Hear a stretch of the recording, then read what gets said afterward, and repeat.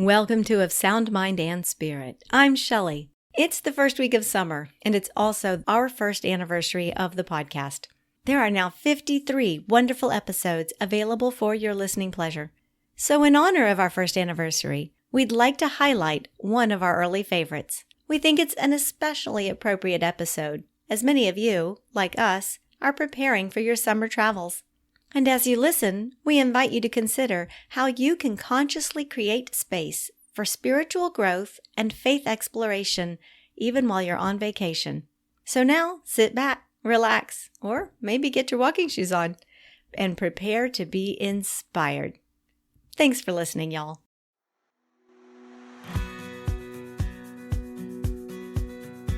Welcome to Of Sound Mind and Spirit. I'm Shelly. And I'm Lisa. We're sisters walking together on a journey of faith. We're not perfect. And we definitely don't have all the answers. We're inviting you to walk with us as we explore ways we can better know and grow in our faith together.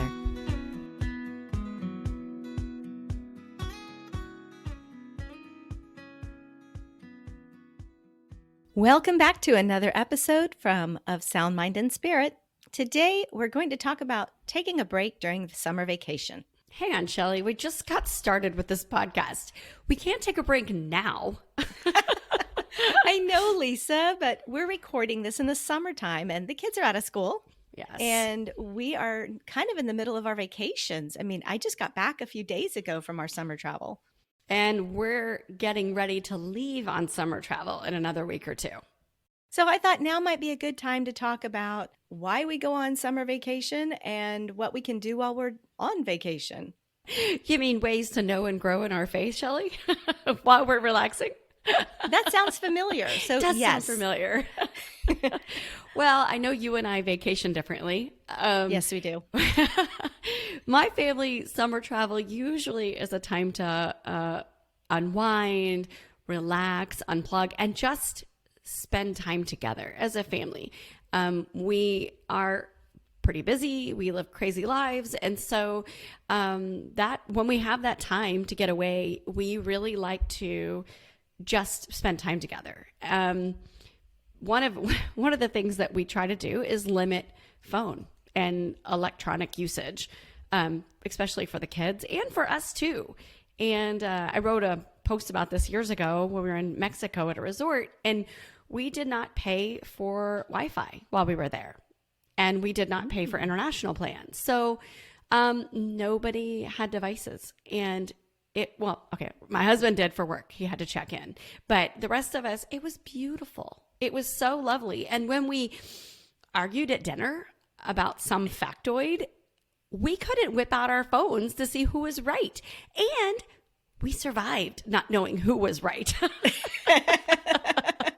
That's so unusual today. But I love that idea of being truly unplugged. Of course, we'd need the map because we do a lot of road trips. And I hate to say this, but I will admit it. Every time we go on a road trip, I pack a ton of books. And would you know that I never read a single one of them? You're kidding. Every single time.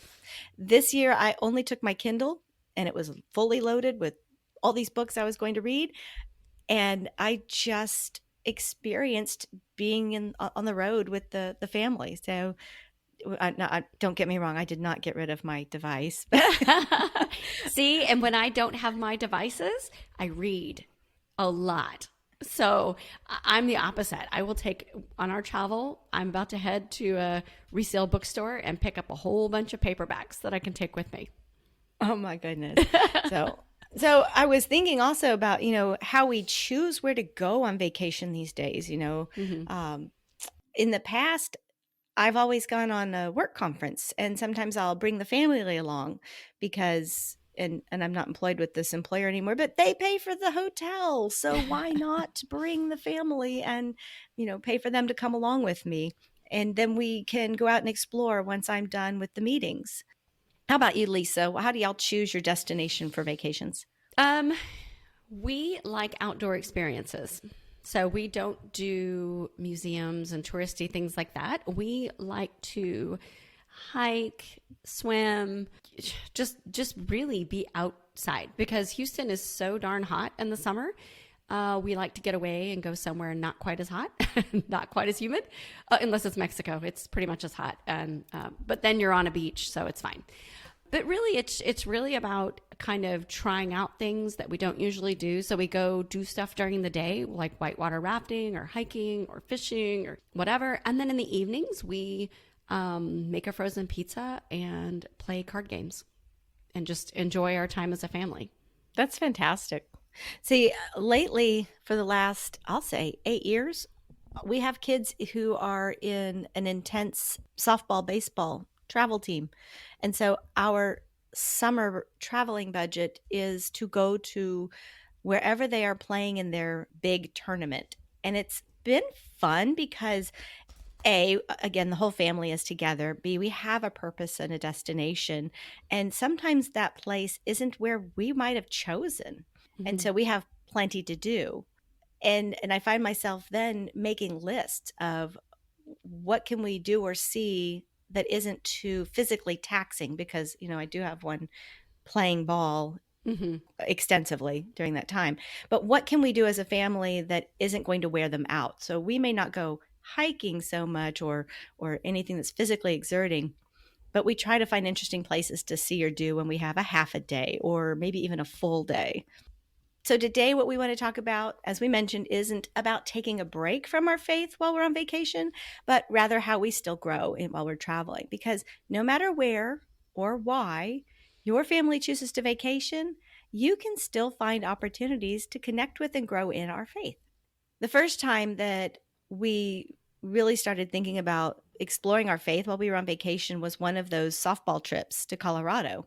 I asked our Facebook friends, I kind of crowdsourced a list of things to do, for that half day or full day. And someone who lived in the area suggested we check out the Mother Cabrini Shrine that's in Golden, Colorado. And honestly, up until that point, I'd never even thought about going to a saint shrine or a church while on vacation. But it made the list, and we had a half a day and drove up into this mountain and visited, but we really didn't have time to see everything. We climbed the Stairway of Prayer. It's 373 steps leading up to the top of the Mount of the Sacred Heart. And this was really cool because I didn't know much about Mother Cabrini before we visited. And at the top of this mountain, she had arranged these white stones in the shape of a Sacred Heart. And it was when she was there over 100 years ago. And they've put a glass case over the stones so you can stand there and look at them and say, oh, she put this there, she touched this. And then on top, they've built a 22-foot statue of the Sacred Heart of Jesus. And you can climb up there. They've got, Stations of the Cross and rosaries, and you can pray all the way up. But when you get up there, you've got this huge, amazing vista, this view of all of the surrounding area of Colorado. And then there's also prayer gardens and the spring, this natural spring where she found water. This site actually was originally meant to be a summer camp for one of her orphanages that she founded in Denver. And she wanted the kids to have a place to go outside the city. I hadn't heard of anything about it before, and it's been really interesting. That's really cool too, especially to find it through other people telling you about it, because it might not pop up when you're doing a Google search, what to find, like where to go in Denver or whatever. And that kind of happened to me too. My youngest several years ago was doing a soccer camp. She got invited to this camp in Alabama, outside of Birmingham, at a college. And my older daughter and I wasn't willing to put her on a plane by herself. So we drove her out there and hung out in Birmingham for a week. And I'd seen, I think someone on Facebook had mentioned visiting a Shrine of the Blessed Sacrament in Huntsville, Alabama, which is just, I think it was north of Birmingham. And so my oldest and I was like, we didn't have a lot to do. So we were like, hey, what do you think? We should go over there and check it out. And I didn't really know a lot about Mother Angelica, and that's who created the shrine. And so I looked it up on the internet, and we went and spent the day, and it was so I'm going to say shocking that in the middle of, I'll say nowhere, beautiful countryside, that there is this massive church and shrine, something that looks like you would find in Italy, with the like a piazza and the I'm so upset at them, but thankful at the same time that they don't allow photos, take pictures inside, because it was beautiful. I mean, you walk in and all I could feel was perpetual adoration, and all I could feel was just this overwhelming sense of love in the shrine. And we attended mass, and they had a grotto, and we just kind of spent the day out there, and it was a really cool experience. We did a lot of shopping. They have a huge gift shop for EWTN. But again, it's not something that I knew existed. I kind of heard about it, and we just happened to be there and thought, let's go. And so, I don't know, it made me look ahead, as we travel now, like what else would be a really kind of cool thing to experience with the family, or even by myself when I'm traveling. Yeah, Lisa, that's so important. And I wanted to point out that kind of what we're doing is considered a pilgrimage. And I never thought of just visiting a church as a pilgrimage before. Right. A pilgrimage is one of those things you do when you go to Europe or the Holy Land. Right. That's what I'm saying. And those are on my to-do list, but I haven't. I mean, I've been to Europe, but not on a pilgrimage, right? I've just done like the Eiffel Tower and stuff. You think of that trip where you're all together and you're in a group and on a bus and you get to pray and Mm-hmm. So that masses every day.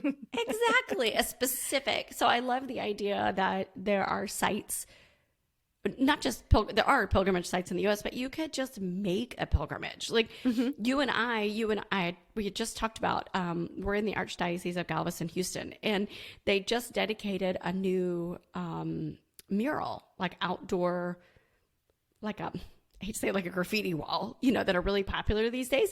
And they just dedicated one downtown to the Blessed Sacrament, to the Eucharist. Okay, I haven't heard that yet. Well, I texted you while you're on vacation, and I'm like, we should make a pilgrimage down to the cathedral and check it out. I think that would be really cool. I'm totally in, Lisa. You just set the date and we'll drive out there. Okay. It's a little hot right now. Maybe wait till fall. Oh, yeah. It's 102 this week. I wanted us to remind our listeners that a pilgrimage is a journey to a shrine or a holy place as a devotee. And that's really all it is. So going to see a mural at the location of, is it on the side of the cathedral, or is it like on a parking lot wall? I think it's the wall of the chancery, not the actual cathedral. That would be a little weird. But still, going downtown and going to see this would be considered a pilgrimage. And I was surprised how many official pilgrimage sites there really are in the U.S. For example, the Basilica of the National Shrine of the Immaculate Conception, the one that's down in D.C. I've been there. Catholic University of America? Yep. When I was in high school. I didn't know you went there when you were in high school. Yeah, with Mom and Dad when we were in D.C. visiting, because I came back with a Catholic U sweatshirt, and I was like, I'm going to go there. I didn't go there. A little too far. I'm a homebody. I took my girls there on one of my work conference trips, but to be honest, I think I'd get more out of it going now. Right. With the right mindset of looking at it as a holy place and a church. And I know more now that would mean more to me. Does that make sense? No, I agree. There's so many places that I feel like I've been, and now I want to go back and, do it again and really celebrate, have those holy moments. Well, and then there's actually an approved Marian apparition in the U.S., and we're not going into that today. That would take all day. But it's the National Shrine of Our Lady of Champion in Wisconsin. Who knew? I've never been to Wisconsin, so maybe put that on my list. Now, here's a place I did go, and this was kind of a very spontaneous moment, but we were driving to a big softball tournament in Florida, and we went through St. Augustine. And I saw a sign that said there was a National Shrine of Our Lady of La Leche. And site of the first mass in 1565 on what is now the United States soil. And I'm like, pull the car over. Yeah, you're like, you had me at history, right, Shelly? You're like, yes, absolutely. And of course, they were going to close in an hour, so we ran through that as fast as we could. I love it. We went into the shrine, and there's like these two couples, 4 people. They're younger, like early 20s, and they're praying a rosary. And I just kind of slip in the back and join in at the last decade, and then I slip out while they're still visiting. It's like, okay, bye. I wanted to also point out that, if this topic makes you curious about other pilgrimage sites in the United States, there are 2 books that I invite you to check out. The first one is called My Queen, My Mother, A Living Novena, A Marian Pilgrimage Across America. It's by Marge Steinhage Fenelon. Yes. I feel like I butchered her name, but Marge will forgive you. Yes, thank you. Sorry, Marge. And then the second one is A Catholic Pilgrimage Through American History, People and Places That Shaped the Church in the United States. And it's by Kevin Schmeising. I'm going to mess up that name too, I guess. That's okay. We'll put links in the show notes if somebody wants to check them out without having to spell their last names. Oh, good.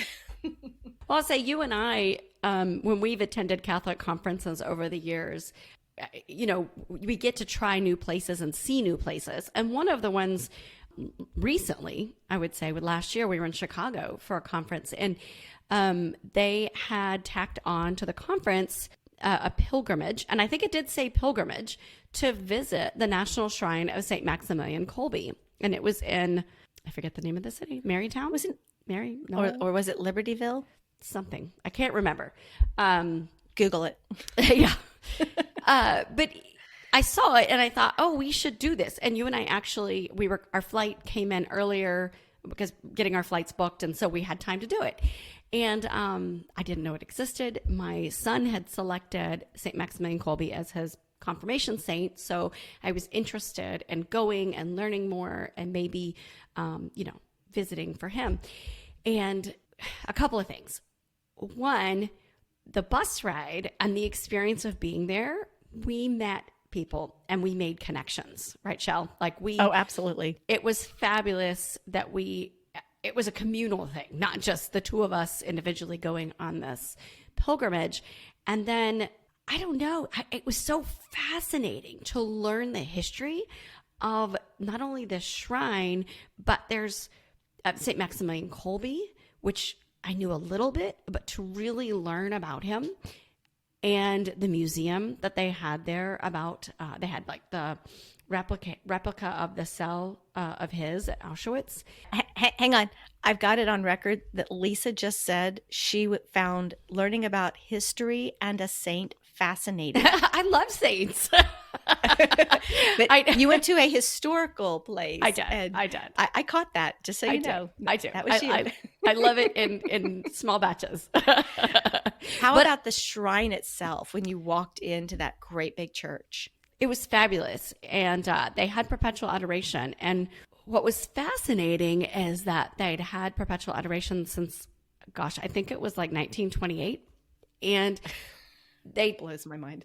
Almost 100 years. And they talked to us a little bit about what happened during COVID, because they were still able, a lot of places struggled with perpetual adoration during COVID because churches and things shut down. And because of the priests there, they were able to keep it going. And so they were even though they were closed to the public, I believe they were able to keep it going. So that was just, it was fascinating. They had gardens and we had lunch there. It was a lovely place. Okay, so I think you and I need to do a little pilgrimage of our own, and maybe we get some friends to go with us, so it's not just us. But there is a Basilica of the National Shrine of the Little Flower in San Antonio. Really? Yes. I was just in San Antonio. I had no idea. I forget how I found out about it, but apparently there is a painting of Saint Therese there that was painted by her sister. Really? That's what I read. Okay. So, and this year is the 150th anniversary of her birth. And her Ah. feast day is October 1st, so it'll probably be super crowded, but maybe we can try and go So what I'm there. hearing is road trip, Yes. girls trip. So any of our local friends, you hear this now. We're going to San Antonio. When we set the date, we'll let you know. Just tell us you're Yes. interested. Yes. I love it. I love it. Well, one of the fun things about doing this is that my family got involved in wanted to go with us times. And so on another trip that we had back to Colorado, how do you make it more interesting, right? We actually scheduled a few days in advance to travel through New Mexico because my husband said he was interested in going to see that miraculous staircase that's in Santa Fe at the Sisters of Loretto Chapel. You know the one I mean, Lise? Yep. I've driven through Santa Fe, but we don't usually stop when we're driving. So That's because you're unless going it's to go to the skiing. bathroom. Because you're down the slopes. Oh no, I don't right? ski. But yeah, Oh, we usually go in I the thought summer. you went there to ski. Anyway, so that my husband asked to stop is what made it unusual. And so I kind of think of this as our little pilgrimage also, because if you don't know, it's a 20-foot spiral staircase. It makes 2 complete turns. There's no central pole. There's no architectural reason that it should be standing. No glue, no nails, just wooden pegs. Oh, and the wood isn't native to the area. But the story goes that the Sisters of Loretto built this chapel in like 1878, 79, something like that.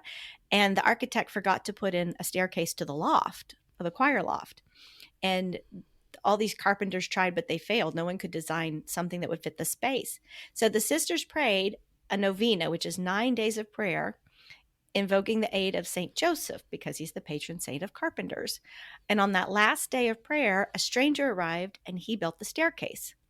And so, of course, there's a lot of popular thought that it was St. Joseph himself come to build the staircase. I guess that's something you have to take on faith, So It's a private museum now. It's not a consecrated church. So you do have to pay to go in to see it. And it was really fascinating. The whole family enjoyed it.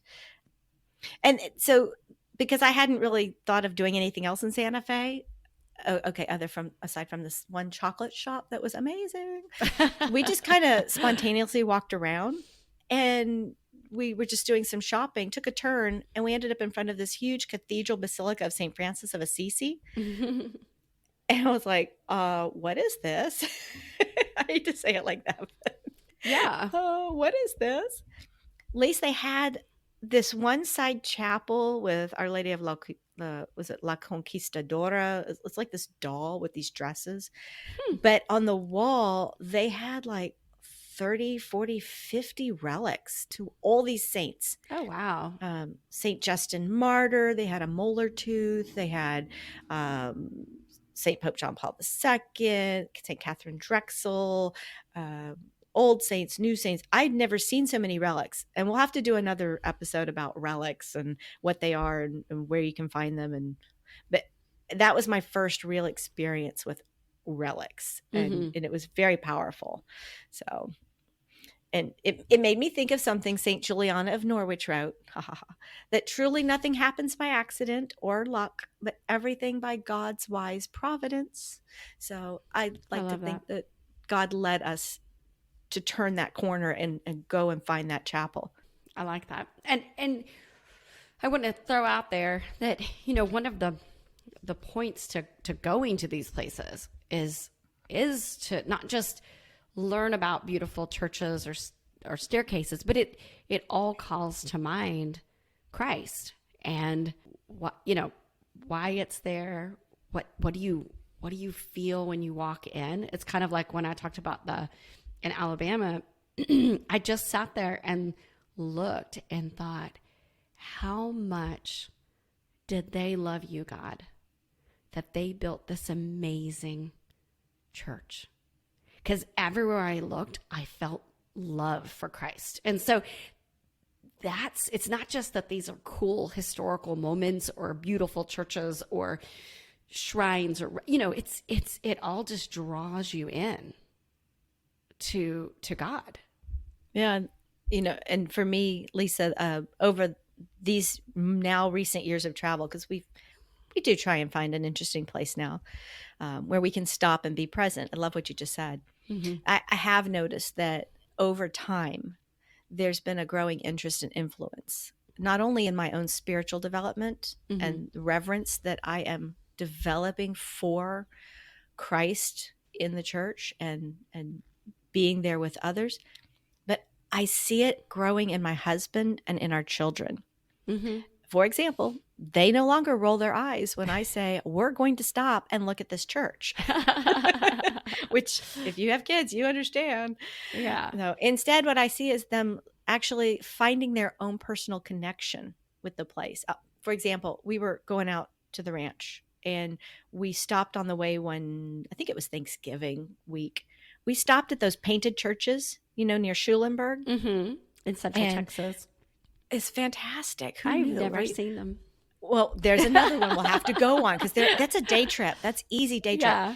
Well, one of the things was we went in there and realized that every single person in our family, our confirmation saint, was in that church. There was a statue for all 5 of them. Okay. Yeah.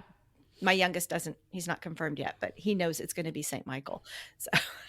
Well, I can see the influence of this travel on your girls because your oldest and my oldest just drove home.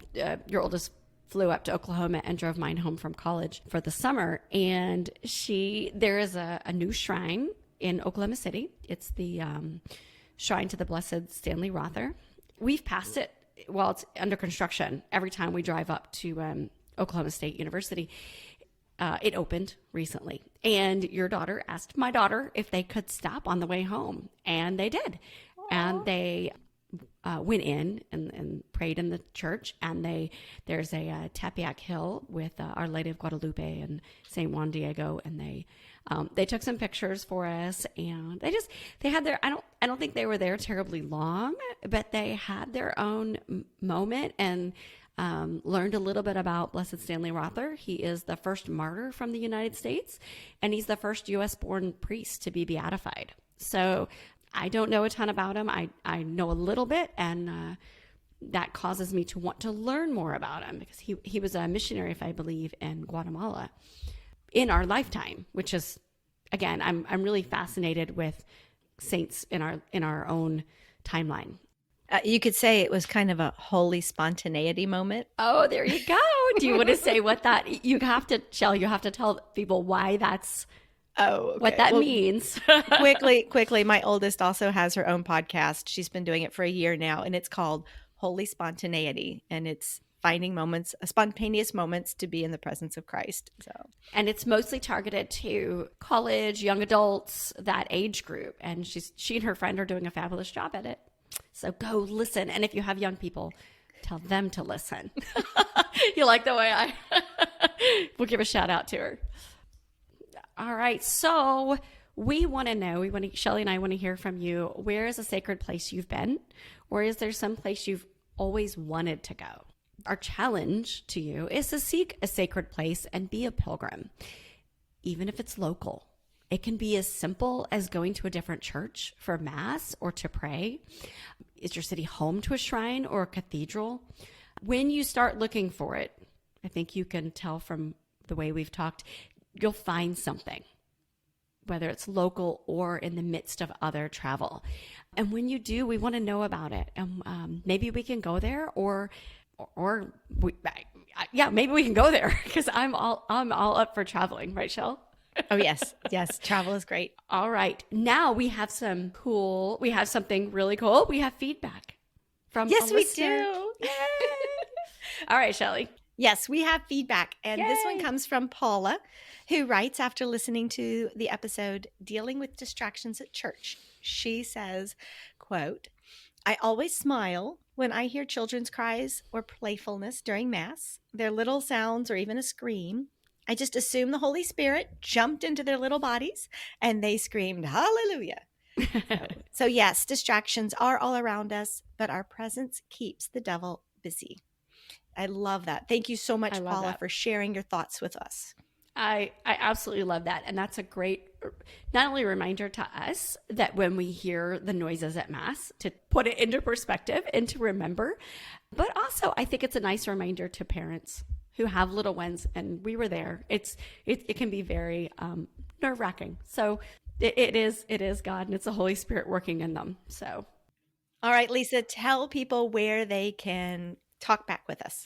Yes, we would love to hear your thoughts and get some feedback on our episodes. Let's make this a dialogue. You can email us at soundmindandspirit@gmail.com. You can head over to our website, soundmindandspirit.com. There's a theme here. Find us on Facebook, Instagram, Twitter, and on Spotify. If that's where you're listening to us, you can leave us voice feedback too. And that would be so much fun to be able to hear you and maybe play a snippet of it in our next podcast. As always, we invite you to subscribe in your player. I think we're on all the big ones now. So Apple Podcasts, Google, Spotify, Stitcher, probably more that I can't think of.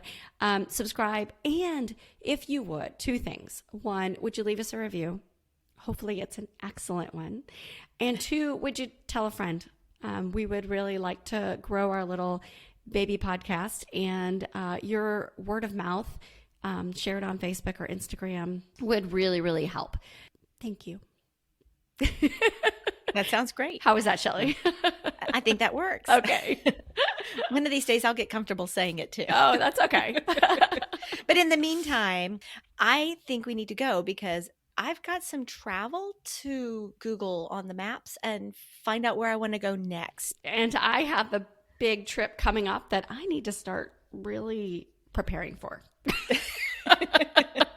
All right. Well, to all our listeners, we're not taking a hiatus. We No. do have plans to keep this going. So check back next week and there'll be an episode for you there. So until then, y'all go out and search for your own pilgrimage to find a new place to pray. Thanks.